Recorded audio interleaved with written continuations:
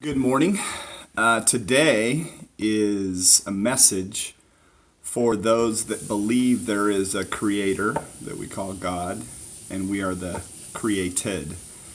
And there are those that believe that I am my own and there is no creator. So this won't make sense to them, but it's for those that believe there is a God. And this message is about why we struggle because I'm going to use Tim Keller, a little bit of what he teaches on idolatry. And Moses, in the Ten Commandments, when he came down, it says, I am the Lord, your God, who brought you out of Egypt, out of the land of slavery. You shall have no other gods before me. So the idea is, the emphasis is on that. And the reason why we struggle is because John Calvin said that our hearts are idol-making factories. We worship created things rather than the Creator Himself. And that's why we struggle. Because when we put that weight on... So, Tim Keller is, amazing at teaching on idolatry. So if you want more information, go check his stuff out on idolatry. You can find it on YouTube. He's got tons of books. But that's why we struggle, is because we can turn a good thing into an idol, and we make it into an ultimate thing. We're created to worship. We end up worshiping the created thing rather than the Creator Himself. So take food. Food is meant to be enjoyed, and God created it for us to enjoy, but we can turn it into gluttony. We can take sex, right? That was a created thing that's meant to be good and to worship a higher level, but we make it just about the sex itself. Or wine, and we can turn it into alcoholism. It's meant to be enjoyed, but we turn it into a god in our life, and that's why we struggle. So the idea is we were meant to worship God. We were meant to love God and love others. That's how it all started, but it was fractured in the garden when man chose to be his own, apart from God. So at any time we can be reconciled to that loving Father, and then all of a sudden we don't need to be.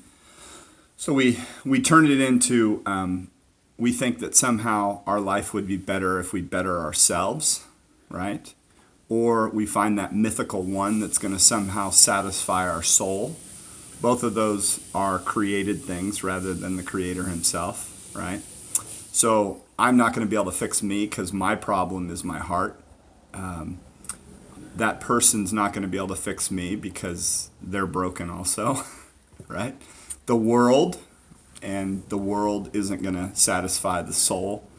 And then religion. A lot of people go to religion, which is doing for God, right? And then expecting God to owe them because of their good behavior.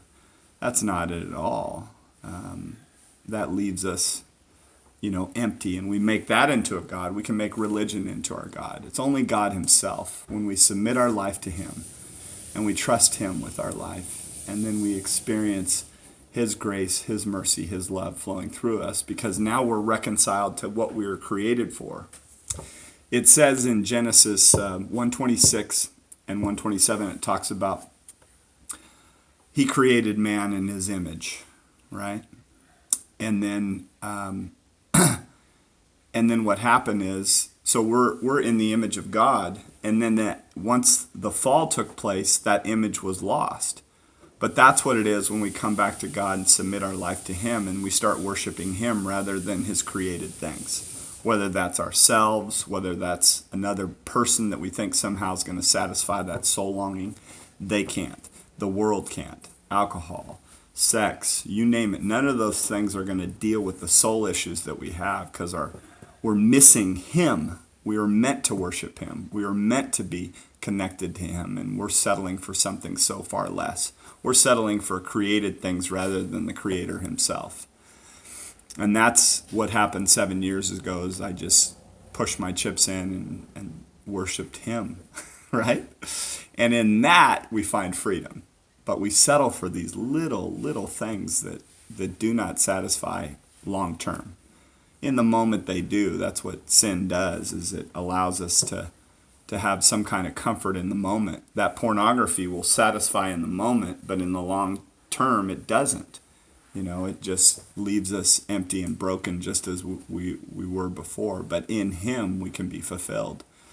And it's about us coming back to the love of the Father and start worshiping him for the beauty of who he is. Because he is the creator. If you believe he's God, he created all things. You, all your desires, everything. He created everything. And yet we settle for stuff that's under the sun. It talks about in Ecclesiastes. But we can't be satisfied. That's what Solomon came to find out, that nothing under the sun can satisfy us long term. It's all meaningless. But he can fulfill you. He can change everything about your life and set you free from that bondage of self and experience life in an entirely new way. And you end up worshiping him when you enjoy a steak, when you enjoy sex, when you enjoy, you name it, It's supposed to stir up worship within you when you do those things. Food. I don't know. That's about all I got today. I've got to go in and get some blood work done. God bless.